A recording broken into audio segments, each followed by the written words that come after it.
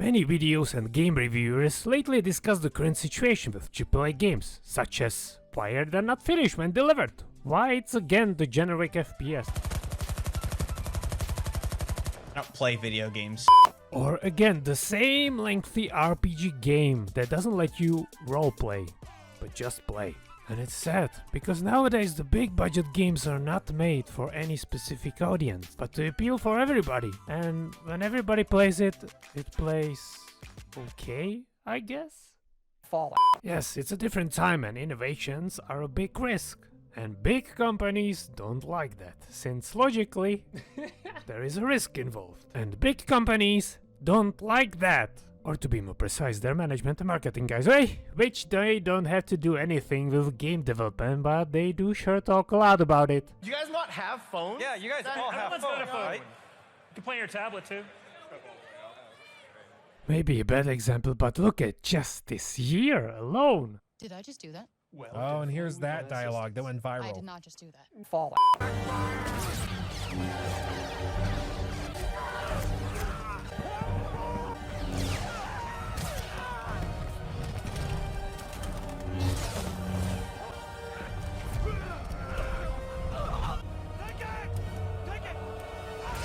And we didn't even hit the high season. Now, don't get me wrong, I totally get it how hard it is to optimize game for consoles, PS, everything. But there is no patch that can save these two. And don't even get me started on older hiccups such as Anthem, led by the one management guy talking to devs.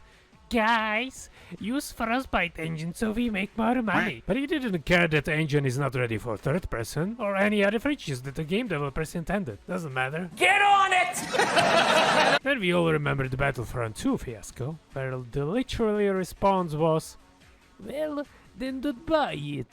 No, I'm not joking, this was real. And of course the late release of Battlefield 2042, where they just completely forgot they wanted to be a competitor to Call of Duty. So they made Call of Duty in Frostbite. Yeah, so basically nothing and everything together. And sorry for my lack of quoting, but I remember somewhere where I saw an interview with the new Ubisoft creative director who basically manages the creative side. And the aim of their games, as he stated, is that Ubisoft does lack and lost their symbol of the innovative developer. Our friends at Ubisoft share the same ambition. Setting the standards and pushing towards a new trend. And I totally agree. I love Ubisoft for their games, because I really resonated with most of their early titles back then.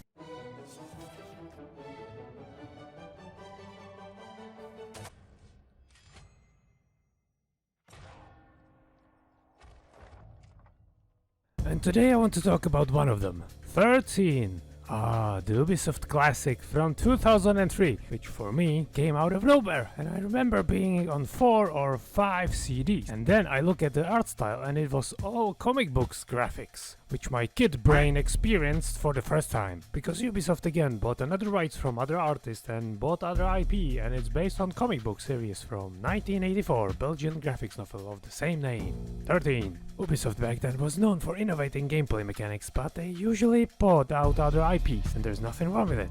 Stanley Kubrick was a great director, but he couldn't write.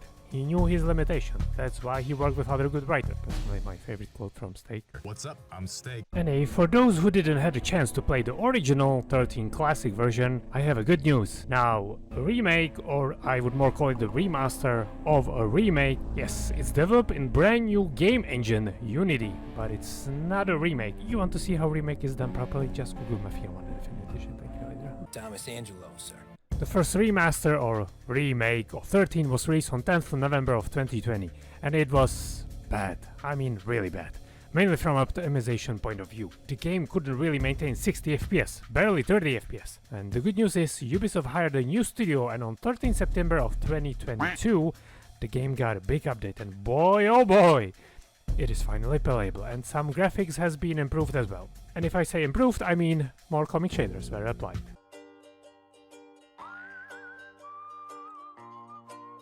I'm not sure if Jason Bourne had some inspiration from these comics or vice versa, but there are definitely some resemblance. You're on a boat, undercover, enemies discovery, you get attacked, a helicopter fly by and you jump aboard. Sir? Sir, can Can you hear me? After a few days or hours, you are washed up on the beach and the lifeguardess find you and take you to the safe house. You wake up, your memory is scattered, and ask yourself, who am I? Helen? It's Janet. I just picked up an injured man on Brighton Beach. But luckily you got saved by this gorgeous Pamela Anderson. Am I in luck or love? How are you feeling? Still no memory? All of a sudden you get ambushed and the girl gets killed and my love life is over. Just like in real life. I really love this first opening scene. There are many ways how to disarm your opponents and it's just solely based on your exploration. You can pick up items, you got gun, knives, or this blade with which you can knock out your enemy. And also I have to give props to the original developers of this game, making the gunplay feel very live. I don't know, but it's something that was kept from the original and they really try to keep the gunplay mechanics very similar. Hands down, I'm really proud of you guys. Anyway, you find your way from the beach. You can test out a total of 3 guns, I think. Pistol, the AK-47 and the revolver. What makes the gunplay special or different and fun are the secondary actions. For instance, the revolver has something similar to a western by pulling the trigger by your other hand. And since it's based on comic books, there are these little comic booky scenes of fallen enemies. You really gotta love these. Story-wise, you find car keys and drive away to Winslow Bank, from where you happen to get the key.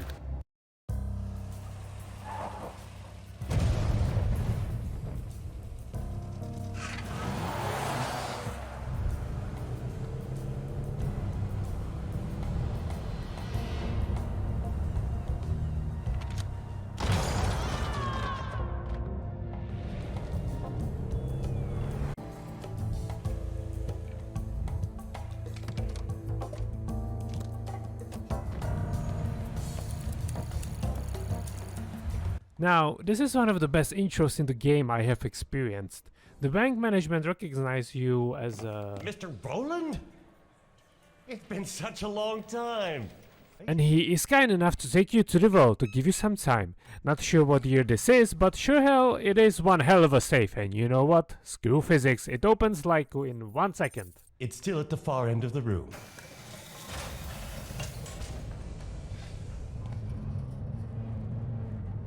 So you get inside the vault and then you find your box where you have the key and the key works. Voila! Open the sesame.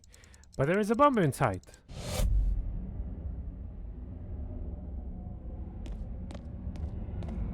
Carrington was right. They took the bait.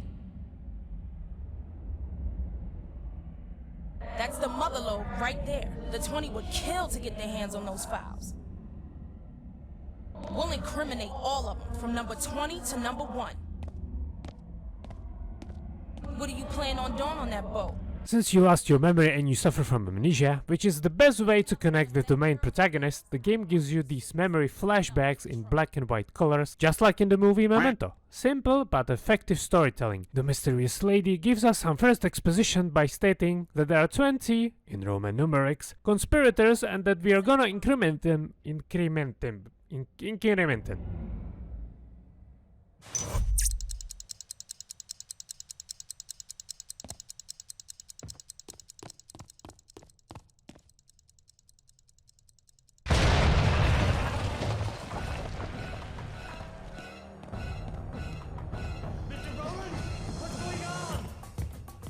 I've fallen into my own trap. How, when, where, and who am I? Those are really the first mystery questions to open the box to this story. So yeah, it's a FPS shooter game, but also with stealth mechanics, and I don't know why not more developers do this, but you can basically grab a lot of things to use as your weapon. Yeah, the Jason Bourne resemblance is really high here. Boat, bank, fighting yourself out of the bank. The stealth mechanics also adds a tippity-tap text cues when you are crouched, so if you could hear your enemies walking, it's like good for awareness, you know. You can also take civilians as a hostage, just be careful not to touch other button or you knock the poor lady out.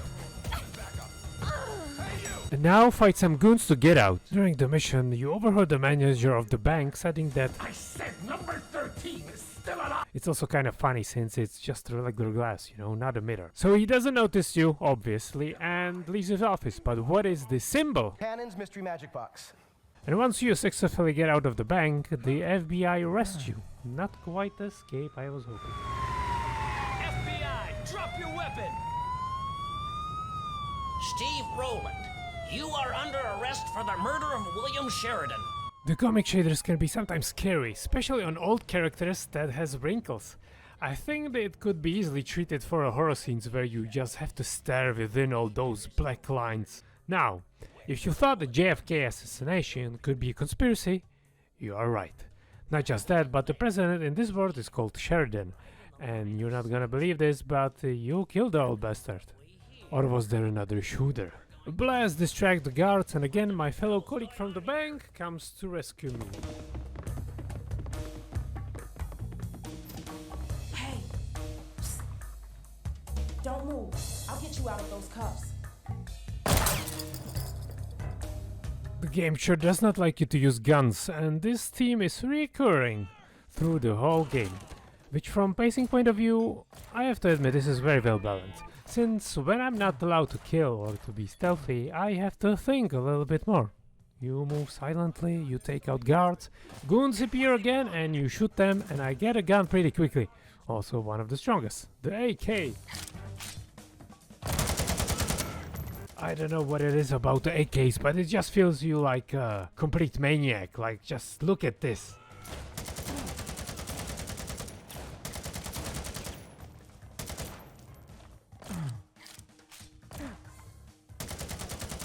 Stop it.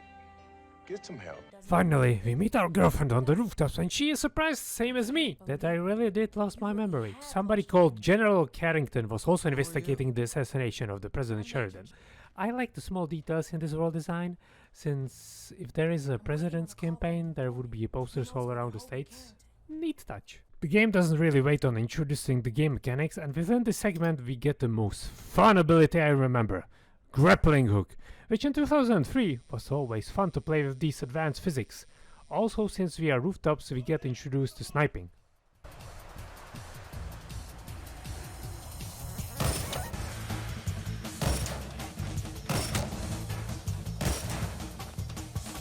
They're out of range. Use the scope. The sniper handles nicely, but what is the most satisfying is getting those headshots, like the comic book style kill cams, or I would call it kill screenshots. We finally got info from our informant where our friend the General Carrington is. Surprisingly, he is being held at the Emerald Base, somewhere in the cold. Within this mission, not just you get to introduce to the M16 with the grenade launcher, but also to the whole new enemies. White military guys and the green uniform guy. Of course, the green guys you only see dead or getting killed by, so obviously white ones are the bad ones. Did I tell you the resemblance from other movies? No, I don't think this was quite intentional, but it gives me the Rock resemblance, where the general squads had also white combat fatigues. Man, I do love the headshots and the kill screenshots in this game. There is another stealth mission which... Oops, I accidentally fucked up on the first try. But even on the second try, I got it right. Now, I'm not sure if this is because of the remake, but I do remember that you really couldn't get spotted, since once you got spotted just by one guard, all the guards in this area was alerted and somebody triggered the alarm. Now I know this doesn't make any sense, but since now only the guards in my proximity gets triggered, it was really easy to kill them before hitting the alarm switch. But I don't even have to use silence guns, which also doesn't make sense, so what makes actually sense? Or it actually now makes sense that it didn't make sense back then? I don't know, just the gameplay feels different and I was just pleasantly surprised by that.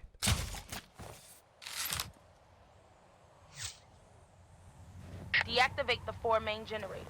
They're pumping 10,000 volts through those ladders.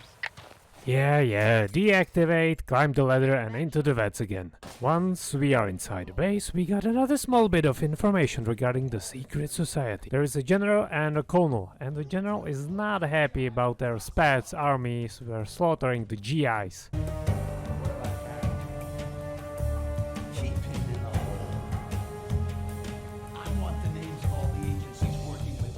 It's now obvious that the assassination of Sheridan is somewhat exposure to the secret society and they need to cut the loose ends. Finally we meet General Carrington and not the old face again. Ah. But what a general he would be if he didn't like cigars. We plan an ambush for the bodyguard. Ready, son? Hey, errand boy, come here. I gotta take another leak. I'm gonna kill him.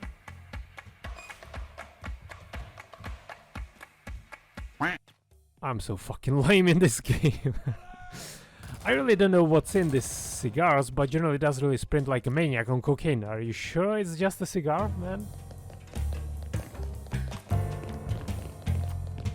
Once we get out, even the general laughs about these goons not able to repair the ski lift. Which is funny since the guys stuck in the Matrix are not able to pick a fuse and just put it right into place. Anyway, we just do exactly that. Pick a fuse, put it right into place, and voila! The ski lift is working again. We're about to ID number 1. But naturally, none of that rings a bell now. Listen, there are 20 of them, son. 20 conspirators hiding behind numbers. Captain Steve Rowland was one of them, the notorious number 13. He killed the president, but his accomplices betrayed him and hired the mongoose to kill him. And today he actually is dead. Well then, who am I? Got few minutes. The mission is over once we get to the helicopter. The general has to repair it in the middle of frozen nowhere. I assume typical game logic, just to give me a reason to defend segment with a fucking MG2!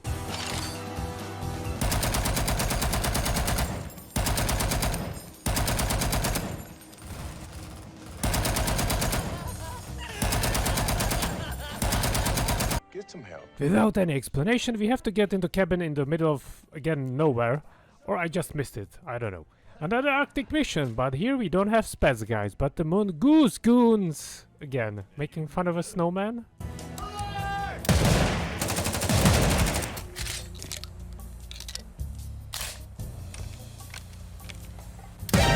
Man, that's cruel. Once we reach the cabin, we find out it's widow of number 13. My God, you're alive. And that we are not actually Captain Steve Rowland, but he's a man whose identity we took. And we undergone a surgery to look just like him. How do you feel, son?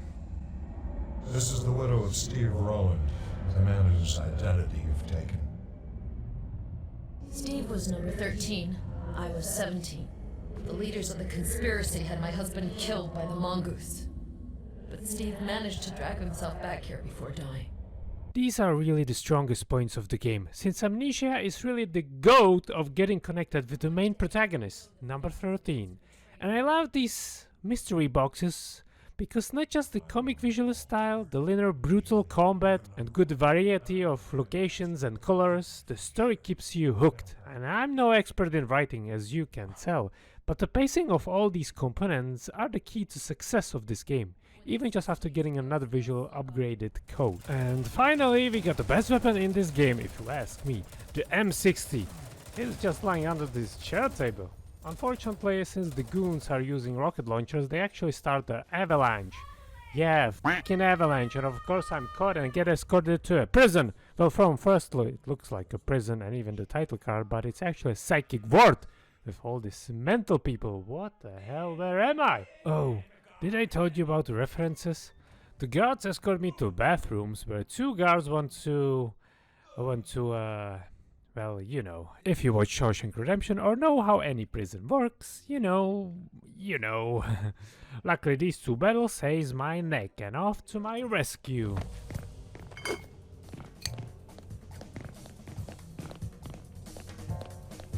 Once we got to the upper level, we are in the actual medical station that looks like a hospital and have patients and such. Just a typical thing. But the most psychotic guy in this facility is not the loons trapped in here and being treated, but actually the main Dr. Johansson, which is performing some kind of Dr. Frankenstein shit on patients. I mean, he even logs his assistant with one of the lunatics. What a madman. Open the door, Dr. Johansson! Dr. Johansson! Finally, our first boss bottle.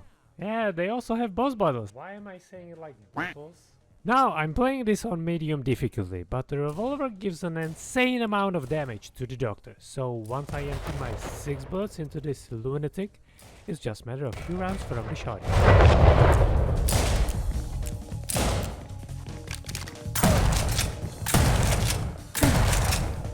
And he's actually number 20 we've been looking for you, my friend. Baiting of a wall gives me a flashback with a sanctuary, and then there are actually 20, 20 of 20 conspirators to take over, and you guessed it, over America. That escalated quickly. Now, getting out of the hospital is now easy task, since the lady assistant which we saved volunteers to take her as a hostage. Now, I'm not sure if it's because I shot at these first guys, but they just kept shooting at me. Which was kind of funny, since the lady is bulletproof and these guys couldn't hit my head, so I'm just slowly walking and getting a little to no damage.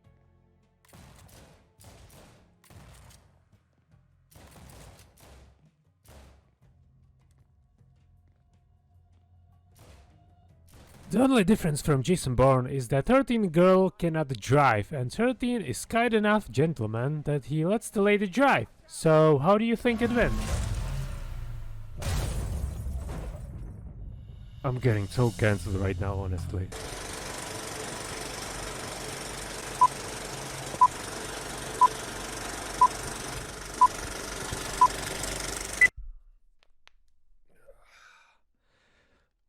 Okay, now this is not necessarily the fault of the remaster. Already this mission is one of the most boring ones.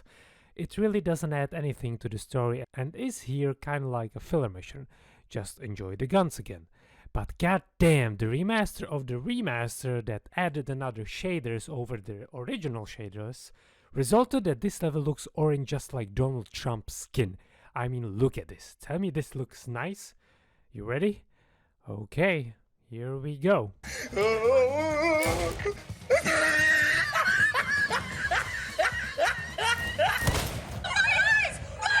Generally, this game has very neat and good art style, but the added shaders made it look bland, almost 2D. If it there wasn't for these green plants or the enemies, I wouldn't even know where I'm going. And not to mention Devil presiding the Phantom airplane, you know, not a hovercraft, but actually that's like 2 kilometers of runway or less. I don't know, I mean, when you developed it, the internet was already a thing. God damn.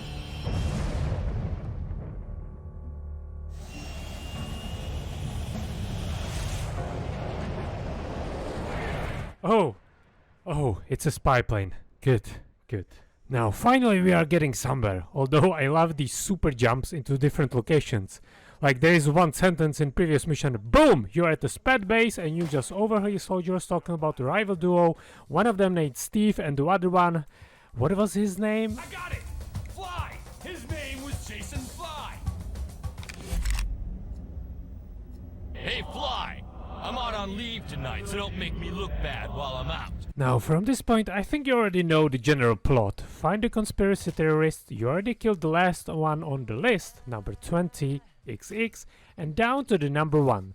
But the game still has some of its moments, so let's cut the bullshit and let's get going.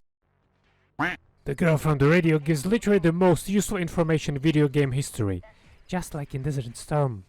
Like, how should I know how a tent looks like in Desert Storm? I have amnesia, girl, did you forget? And if you wonder how a Desert Storm tent looks like, it's a tent. Yeah.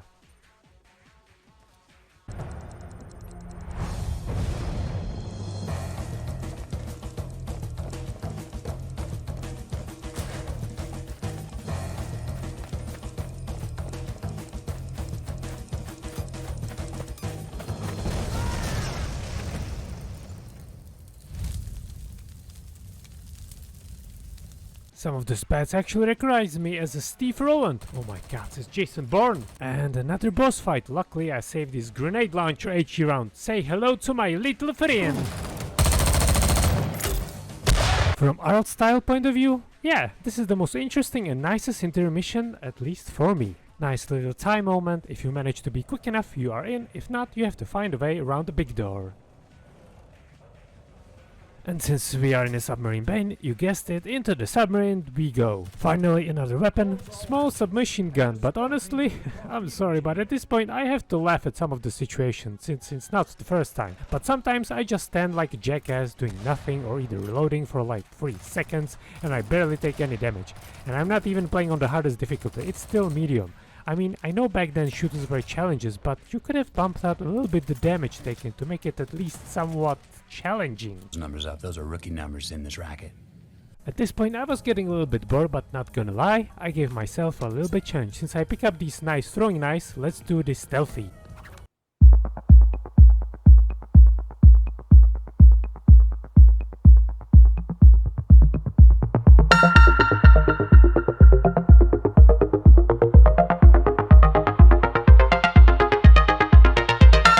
No, I take you back again. Helicopter boss fights are fun, I get it. But if you make the helicopter just swing right above me, where it can't shoot me, what's the point?